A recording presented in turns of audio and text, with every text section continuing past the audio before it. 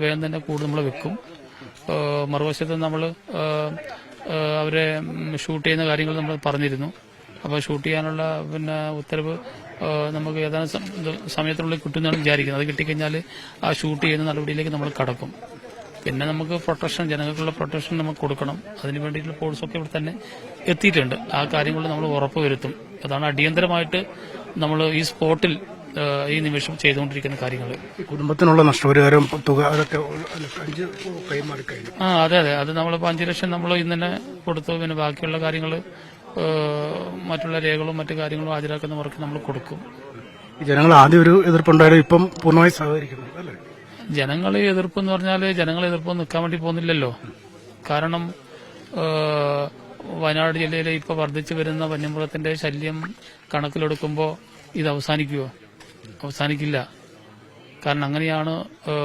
ഇപ്പോൾ വയനാട് ജില്ല മാത്രമല്ല, ഇപ്പൊ കഴിഞ്ഞ ആഴ്ച ഇടുക്കിയിലായിരുന്നു അല്ലേ, നിരന്തരമായിട്ട് വന്യമൃഗ വിഷയങ്ങൾ ഉണ്ടായിക്കൊണ്ടിരിക്കുന്നു. അപ്പോൾ അതൊക്കെ ശാശ്വതമായിട്ടുള്ള പരിഹാരം കൂട്ടായിട്ട് എല്ലാവരും കൂടി ഉണ്ടാക്കേണ്ട കാര്യത്തിലേക്ക് കാര്യങ്ങൾ നീങ്ങുന്നു എന്ന് വേണം ഇത്തരം കാര്യങ്ങളിൽ നിന്ന് നമ്മൾ മനസ്സിലാക്കാൻ. ഈ മാസങ്ങളിൽ കൂടുതലാവും അല്ലെ, ഈ ഡിസംബർ, ജനുവരി, ഫെബ്രുവരി? അതെ, ഈ ഒരു സീസൺ ഒരു പ്രത്യേക സീസണാണ്. എല്ലാ വർഷവും ഈ ഒരു പ്രത്യേക സീസണാണ്.